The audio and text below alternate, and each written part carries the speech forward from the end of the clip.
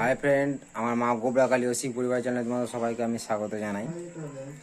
আজকে আমি তোমাদেরকে যে বিষয় নিয়ে আলোচনা করব সেটা হচ্ছে আমাদের বাড়িতে, সবার বাড়িতে অনেকজন লোকজন থাকে, তাই তো? কিন্তু সবাই কি হয়, কেউ তোমার বাথরুম করতে যায়, কতজন পায়খানাও করতে যায়, তাই তো?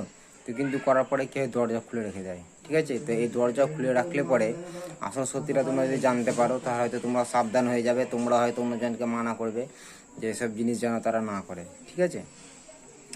তো আজকে আমি তোমাদেরকে যে বিষয় নিয়ে আলোচনা করব সেটা হচ্ছে, কেউ যদি পায়খানা যায় বা কেউ যদি বাথরুম যায়, করার পরে অবশ্যই তাদেরকে বলবে দরজাটা যেন লাগিয়ে দিয়ে দেয়, ঠিক আছে? ছিটকিটা যেন লাগিয়ে দেয় অবশ্যই, কারণ ছিটকিটা যদি লাগানো না থাকে সেখানে নেগেটিভ শক্তির প্রচুর পরিমাণে বাস হয় এবং তারা আস্তে আস্তে কী করে, যখন নেগেটিভ শক্তিটা যখন তোমার পায়খানা বা বাথরুমে যখন বাস করবে, তখন আস্তে আস্তে আস্তে তারা সেই জায়গাটাতে বাস করতে শুরু করে দেবে। তারা সেই জায়গা থেকে আর কখনো যেতে চাইবে না, ঠিক আছে?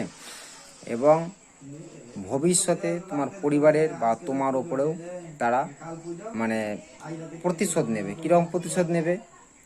তোমার প্রতিশোধ বলতে ধরো বাড়ির মধ্যে ঝগড়া অশান্তি লেগে থাকা, রাত্রে বিরিতে হয়তো কোনো খারাপ আওয়াজ শুনতে পাওয়া, বা হয়তো যাদের বাড়িতে উঠোন থাকে সেই উঠোনের মধ্যে বা কোনো খারাপ জিনিস হয়তো হেঁটে বেড়াচ্ছে বা কোনো জিনিসের শব্দ শুনতে পাওয়া যাচ্ছে, ঠিক আছে? এরকম টাইপের জিনিসগুলো ঘটে।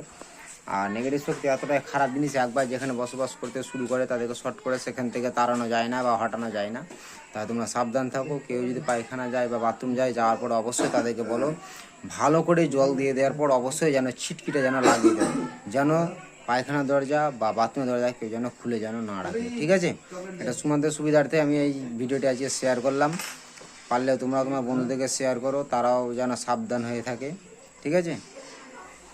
তাই তোমাদেরকে আমি পুরোপুরি আজকে বলে দিলাম। আমার মা গোবরা কালী ও শিব পরিবার চ্যানেলে অনেক রকম ভিডিও পাবে তন্ত্রমন্ত্র যন্ত্র নিয়ে, ঠিক আছে? আমার চ্যানেলকে সাবস্ক্রাইব করো, লাইক করো, শেয়ার করো, পাশে থাকো।